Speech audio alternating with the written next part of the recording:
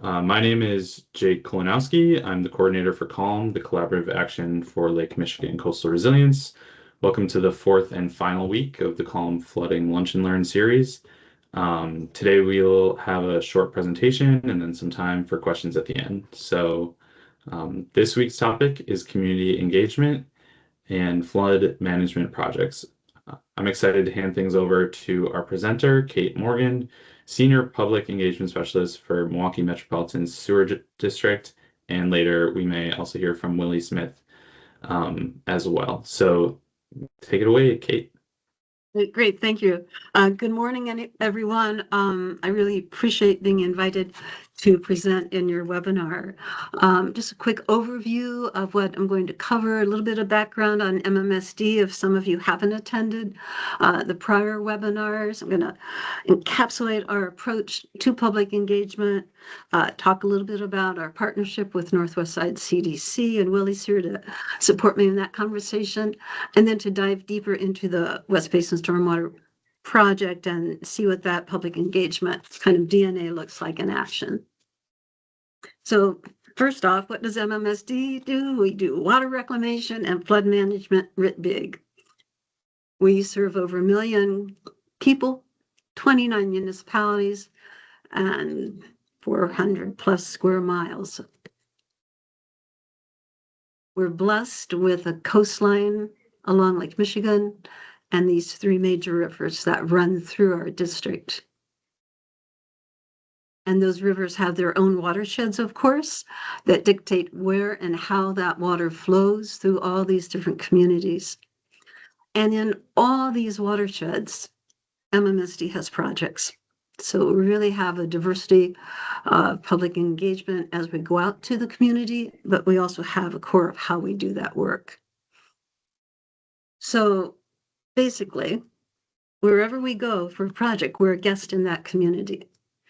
And the residents are the experts about their community. They're the necessary voice. We need them at the table. They're critical for the success. And we really just want to acknowledge we're coming into their home and to come with the respect that's required for that kind of being that kind of guest.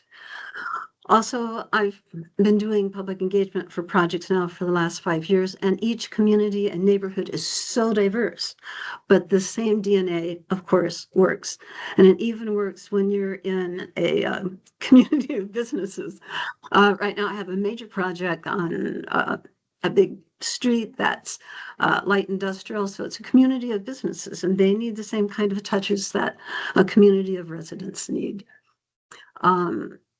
We try to remember that our project is just one part of that community's ecosystem, that neighborhood's ecosystem. That neighborhood's ecosystem is built up of memories of things that have happened in that neighborhood, that kind of legacy, current relationships, hopes and dreams, frustrations that are happening in their neighborhood. And so that's already underway when we come in. And that's always important to remember. And that when we do come in, we're cognizant of the fact that we're addressing a major social determinant of health, and that is to have a safe neighborhood and built environment, and we make it safe by reducing flooding. I also want to mention in this DNA, I don't know if many of you have heard about the International Association for Public Participation, but they created a matrix, kind of a continuum of engagement going from just informing the community to consulting the community to involving the community to collaborating to the community and finally empowering the community.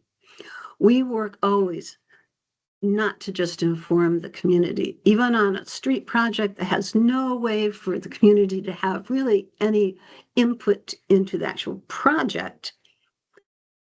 There can be input on, well, if you're going to cross that street, how are the kids of that school going to get across? Well, you have a flagger. We want you to have a flagger. And so you get information back and they're consulting. You again go to them as the expert in the neighborhood, and they know what their neighborhood needs to support your project and for your project to support the neighborhood. Guess we're going. So to dive into the 30th Street corridor, significant flooding. This is like a flood map of the area. It's a densely populated area. Businesses and residences had drastic impacts from this flood. And so after these floods, we developed the 30th Street Stormwater Management Plan with these different goals in mind. That's a basic project. And you can see in this diagram, the railroad tracks run right down the middle of that flooding area. Our project addresses that whole area. And what you see too, when you look at this, is kind of the memory of water, if you will. You know, before we had all this development, this was a beautiful wetland, marshy, lots of tributaries and streams winding all through here, and the water still knows where it wants to go, even though development is there. And this area actually drains, I think, 3,000 acres of land. And all that water is coming down to this area, hence the flooding, and hence our response to that flooding. So we knew with this project, we were going to have a huge impact in the community. And that was really going to be important to engage every step of the way, and important to secure their trust and buy-in, because as some of you who work in government might know, there's a mistrust of government. Are we going to do what we say? Are you just going to do it to us, not with us? So that was really important to us. It was important to us as well, given that the long green stretch of land that you see right in the middle of that is land MMSD purchased. If you see, I think you can see Ruby Avenue kind of splitting that map in half. All the land south toward the bottom of the slide is the West Basin project that we're going to go dive deeper into. So you can see we have changed the neighborhood drastically, because it was just like a brown field with concrete all over it. We took that away in advance of the project. So we wanted this community to know that this place really belonged to them. We were working on this area, this property, this land that's in the edge of their neighborhoods, to make it usable for them, while making their communities more safe for flooding. I want to note too on this slide that we also have the opportunity with this project for the community to let us know what amenities they'd like to have there. Even though MMSD can't pay for them, we can still survey the community, which we did, and say, what would you like to see in the community? What's missing? What would you like? And we can print that through the design process. And right away, one of the most popular amenities was, we need a playground. We knew from part 1 and 2 of the basin project, we had 2 other smaller basins built, that we needed to have a partner in the neighborhood. With those first 2 smaller basins, we were new to the area. We didn't have established trust, and the project advanced, but not with the kind of DNA that we had hoped for. And so we knew that to get that authentic community engagement, we really needed to partner with a local anchor institution, which is NWSCDC. And we knew they had established trust in the neighborhood. They knew the neighborhood. There's that saying, any friend of mine is a friend of yours. We were hoping that would be the case here, and that we really share the same goals. While we might have a different focus, our goals are the same. Willie, do you want to jump in here? Sure. So, hello, everyone. I'm Willie Smith, the Executive Director of the Northwest Side Community Development Corporation. We've had a partnership with MMSD. I was trying to look back to find out how long it's been. Kate, I do not know still. I know it's been long. 2017. Okay, so it's been, I thought it was about a decade is what I was gonna guess, but I was unsure of that. But anyway, so we've assisted with the community engagement aspects of the work of MMSD with regards to the West Basin. And, and as a CDC, we get involved in small business lending, we get involved in housing, we have a child care initiative that right now that we're working on. We had community organizers who represented the community of the basin, which made it very easy for us. We already had inroads with the residents of the community, so it was very easy for us to be the conduit to which MMSD used to make the connections to the residents within the community. This involved, door-to-door outreach. We've done a lot of events at the West Basin. I want to say there's been 52 events, and we've brought about 2,800 people to the site just for different activities. We involved the whole family. I mentioned door-to-door knocks. There's been about 4,200 flyers that we've actually distributed for the area there, for the basin specifically. And we facilitated about 400 conversations with residents directly, just sharing information based on the flyers that have been disseminated. Beyond that, just this a relationship with MMSD has also created sort of a thread within the organization where, we lend to small businesses, we're working on housing efforts, and we're doing all of these different things. So we've been looking at ways that we can kind of weave that thread into other areas of the organization.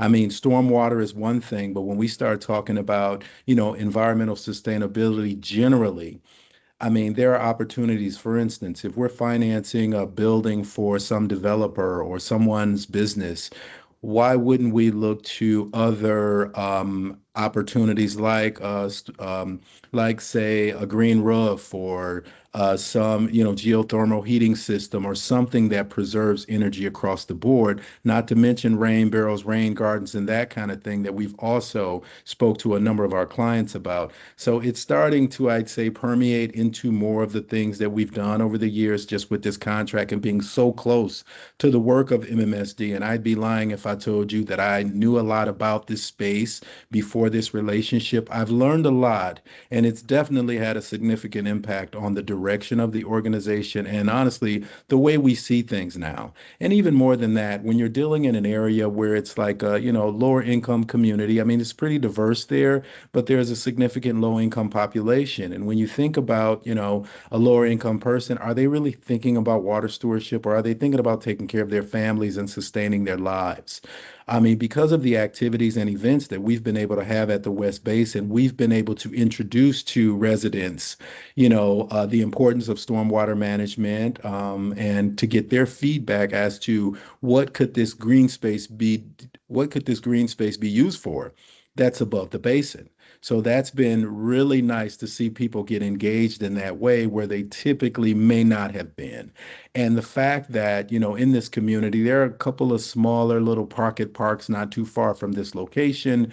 But given the fact that the residents will actually have influence over what becomes of the green space, and we're working in conjunction with MMSD to raise the capital necessary to make the kind of improvements to the space that, above the basin there. But this is, having their engagement goes a long way with them ultimately being in support of this and utilizing this amenity there. Not to mention it ties into some of the rails to trails efforts that exist within the area. And we're basically just trying to fold the essence of this into a lot of the other work that we're doing within the organization. So it's been a great relationship for us. It's been a great opportunity for residents within the community.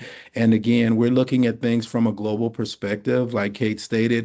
I mean, we're in the same space, but we're kind of doing different things in that space, but it all folds in together and it's all about improving the lives of residents within the community and offering safety to those individuals, as Kate stated earlier, with regards to, the flooding and thing that took place there. And I just want to say this last thing.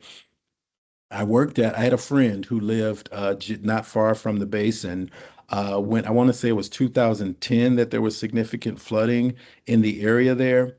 There was so much water coming into her home from the basement that it was literally rushing out the front door. Oh, So it just shows you just how bad this issue was and how, this tool, I'll call it, in the basin will help to alleviate that is just an amazing thing. So we're happy to be a part of this because, without having that kind of stability, it makes it very difficult to seek additional investments and folks to acquire homes within that community. So thank you very much. thanks, Willie. So we're going to now move to some slides that show you just what this interaction, this partnership was able to do in the basin for community engagement.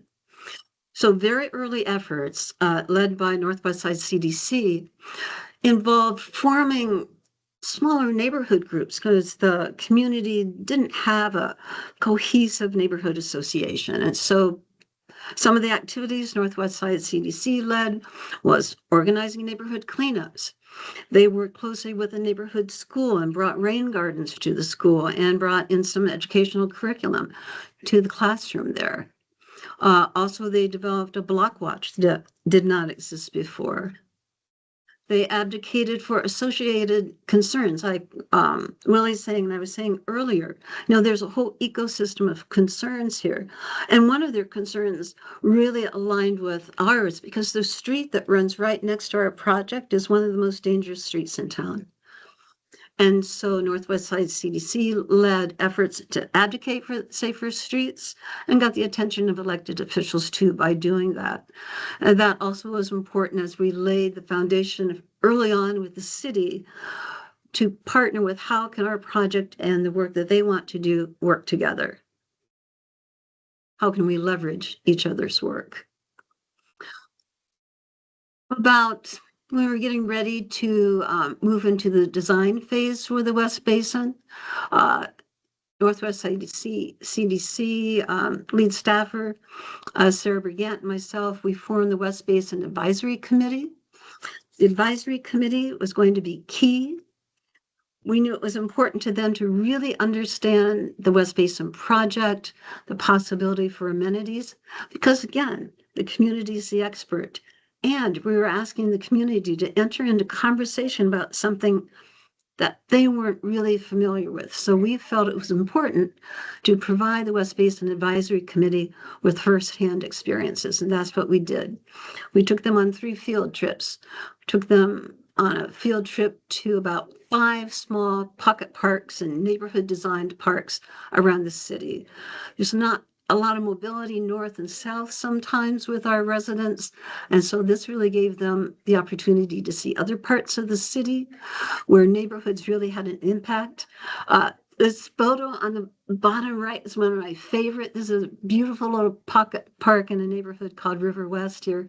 It became a favorite of the advisory committee.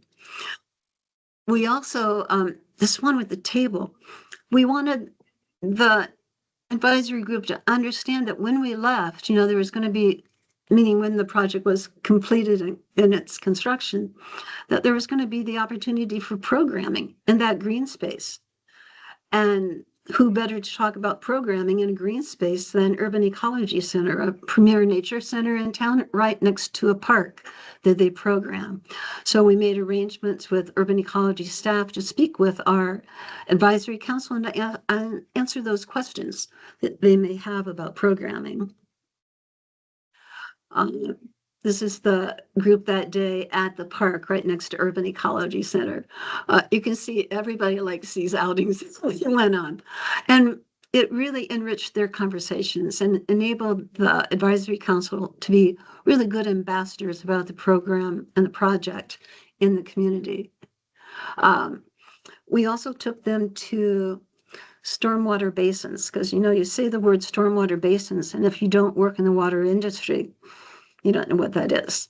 And so we said, okay, let's show them the gamut. So we showed them very small basins. We showed them a basin you wouldn't even think was a basin because it was out in the country. And then we took them to Milwaukee County grounds where we have a major basin. And again, so much learning happened and they really started to get excited because they could envision what we were talking about. And that was critically important to us. And at the same time that is going on with the advisory council, there are other partners coming into the corridor doing really good work and supportive of both building community and building engagement around water resources. And so we had Clean Wisconsin coming in. They were doing green infrastructure projects with residents, rain gardens and rain barrels, an educational tool, if you will, to help people understand about stormwater. Also, we had Nearby Nature. They're a local organization really wanting to connect people in the neighborhood to the environment, to nature, and they led walks, they led plant identification projects.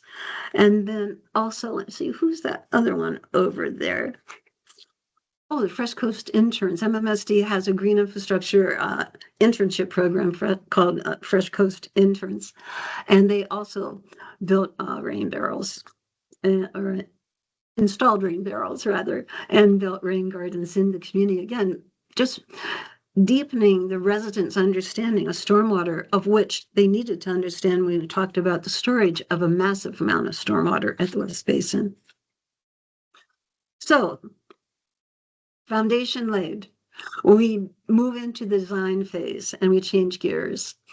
Our first meeting was held over the railroad tracks, to the east of the railroad tracks at Green Tech Station, a project of NWSCDC as well. We had a good turnout. You can see there's an array of boards. There was initial conversation. And yet we knew this wasn't going to hit the mark because it was requiring people to come to a place they were really familiar with. And so we needed to move closer to home. So we pivoted. We began on-site engagement in the community in these little pocket parks that you heard Willie discuss. We came to them. They didn't need to come to us. Again, they're the experts. It's their home. We came in as a guest. And again, we got engagement every time we did one of these activities, as you can see. Here they're voting, I think, on their favorite amenities that they'd like to see. NWSCDC began to bring events to the basin because, again, the basin's an abstract thing. All of this land was unusable by the neighborhood, just concrete. And then there was, fencing all around it. And so we wanted the community to begin to create associations and connections to this space even before we built the basin. And again, to encourage them in that connection to take part in design conversations. And so here you have, I think this is a soul roll, Willie, I think, or it might be the Promise Zone ride. But as part of their ride, they stop at the West Basin, and that's my colleague at NWSCDC and myself giving them an overview of the West Basin. And then in this lower slide to the left, Willie had mentioned rails to trails. There is a desire to build a trail all along a railroad corridor here, and a big stretch of it runs by the West Basin. We used that site, again, to help residents see what could be. It's one thing to talk about a big chunk of land, 12 acres of land. It's another thing to turn and look at it and see, this is what it could look like. This is the kind of landscaping we'll do here, or this is where we might put a playground. Each step of the way, we had three main design phases, and each step of the way, the community told us what they preferred, and we followed their preferences.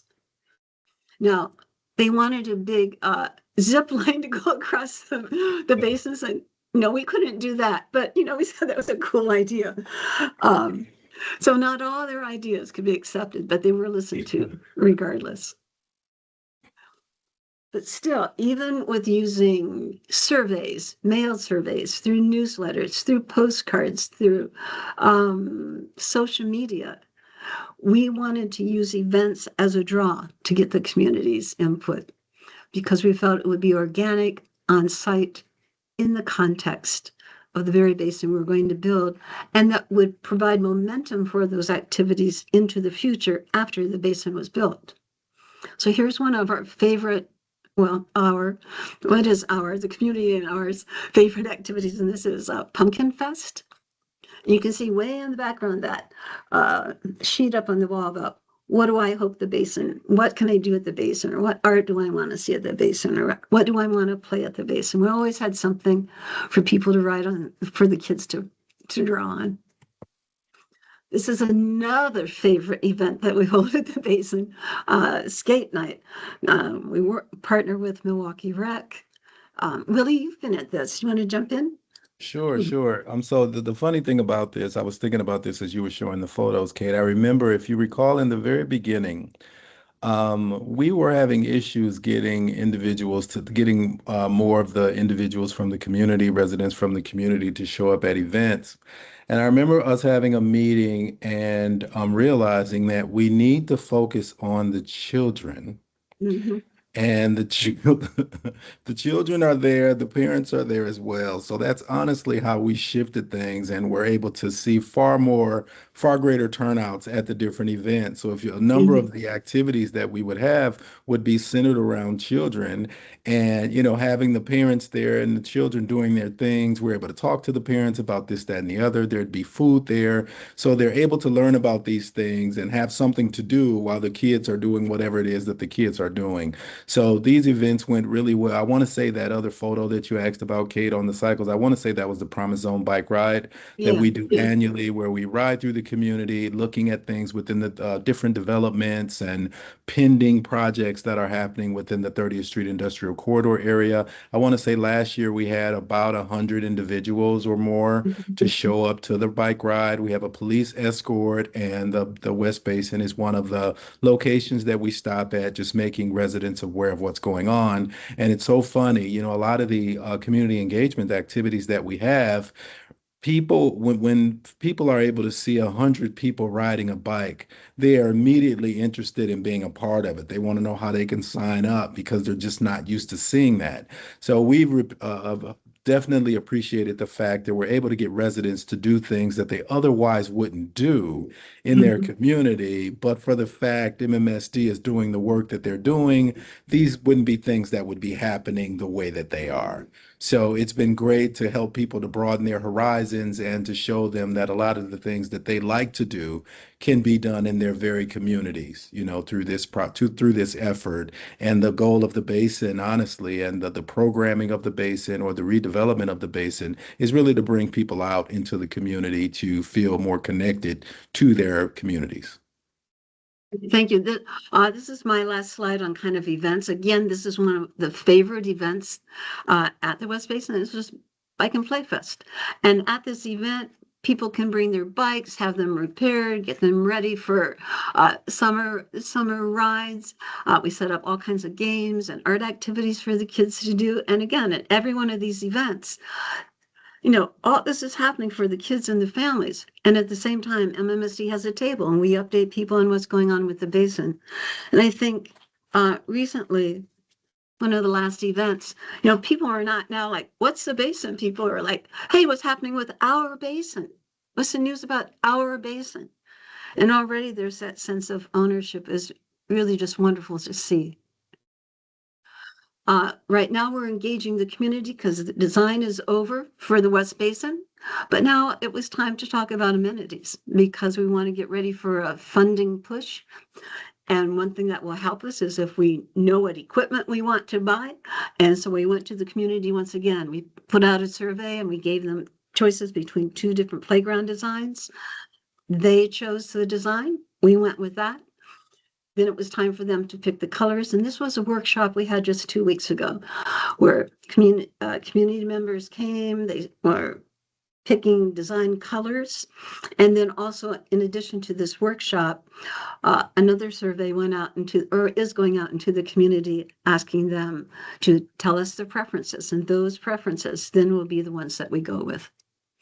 So there is really a strong sense of building toward the future together. And it kind of sounds like a pat phrase, when I just say it, but it's really a lived experience of those of us working on the basin.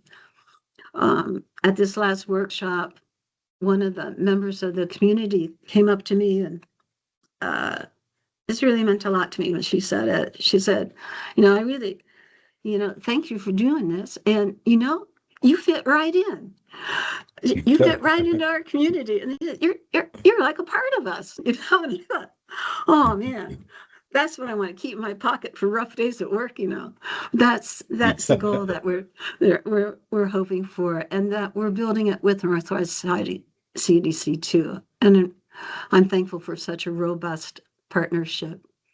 So I think I'm just gonna maybe close on this slide. This was a walk that we did through the community, just getting to know the community, seeing it from the residents' eyes as we walk through it. So think I come away and I think the thought I want to leave everybody with is that wherever we go to construct a project, it's not just a project. Most importantly, we're nurturing a community. And I think that's what these residents have felt through the process. And so I think I'll end right there. And see, Willie, hi. Hi. So I'll open it up to questions. I know we've maybe run out of time. Sorry about that. Hopefully there's time for a few questions. Yeah, thanks, Kate and Willie. That was great. It was really interesting to hear about the efforts that you two are working on. We are at time, but I think we can take a question or two. Adam? Thanks for sharing. This was really great. Just curious kind of what you've learned in the project, and for people looking to apply, what you've learned, how do you go about finding an anchor institution like Northwest Side CDC, and then building that relationship before you even get started to sort of tackle those issues? Well, that's a great question. I think Willie and I can both answer that. For one, it was obvious we were in the heart of the 30th Street corridor, and the Community Development Corporation is the heart of that process as well. So it was a natural anchor institution to reach out to. With some smaller projects, you just kind of have to sniff around. And sometimes on smaller projects, it's the local neighborhood association. They become the anchor institution. On another project, actually a coffee shop became the anchor institution. They were the hub for the community. My gosh, the community was in there all day. We had our public meetings there. The community said, you have to come back halfway through so we can tell you if you're doing a good job or not. So it really depends on the project and the community. And like the first step is really trying to find, is there someone in the community you can talk to if there's not a large anchor institution like Northwest Side CDC. So it's really just taking time to find out about the community. On the south side, we have a major river project where we're removing, concrete from a channelized river and letting that river run a little bit freer again. And our major partner down there was 16th Street Community Health Center. We too contracted with them, but it was natural. We knew they had an environmental health initiative within their organization, and so that was natural. But it was, sniffing out who is a natural partner here. And as I said earlier, we know that the basin and the reduction of flooding will be supportive of businesses coming in. So again, it was a natural partnership with Willie and Northwest Side CDC. Does that get close to what you're wondering about? I think it's just taking time to really figure out, where is this community? Who are they? Who's the spokesperson for it? Willie, you want to jump in? Yeah, I'll just add this one piece. I just feel like, in seeking someone, I appreciate the fact that MMSD knew that it was wise for them to reach out to an organization who had direct ties to the community. All too often, you'll get some initiative that'll take place, and maybe that entity themselves, without relationship, will go out into the community and try to implement this, that, or the other, and they get pushback from the residents because they don't feel like they knew about it. Now, there could have been a flyer that was placed on their door or something of the sort, but it's not about the flyer on the door. It's your relationship with the person who handed you that flyer that ultimately makes all the difference. I mean, think about how much mail we ignore, but if it's something familiar to us, maybe we'll follow up. Maybe because of the person who handed it to us, we care, or the entity who provided it, you care. But I appreciated that. And at the time when this partnership was established, my predecessor, Howard Snyder, was the one who originally partnered with MMSD in this case, and Howard was open-minded when it came to environmental sustainability and the 30th Street Industrial Corridor in general. And I was loosely involved, but after I became the executive director, and even before then, I got why this was so important. But to be honest, in the beginning, I was like a lot of the residents who thought, what is this? What's the deal here? So I'm happy that I've been engaged to be sold on it. And, as was shown here, there have been a lot of other residents who have, kind of bought into this. They have a greater understanding and they're telling people about it now. So I was happy to hear, a number of residents say something about their basin and their community, which is a big deal, so now Yeah. they're taking ownership of it themselves, which ultimately makes it easier to move things forward for everyone involved. Thanks, Willie, and thanks, Kate. That is really, really great presentation, really great to hear. I really liked the piece that you mentioned about when you have the events, getting people there and having something for the kids to do and having something for the adults to learn is really important. So I'll be taking that into maybe something that we plan in the future. Like I said, we are at time, so I think if people have more questions, they can reach out to me and I can maybe get in contact with you and let them know. But yeah, thanks again to Kate and Willie and everybody who joined. And if you'd like to receive notice of future Calm events, sign up for our newsletter at the link in the chat. And everybody else, have a great rest of your day. Great, thank you. Thank And you. I'm happy to receive emails, answer any questions anytime. Feelings mutual. Great. Thank you. Thank you. Bye, everybody. Bye-bye.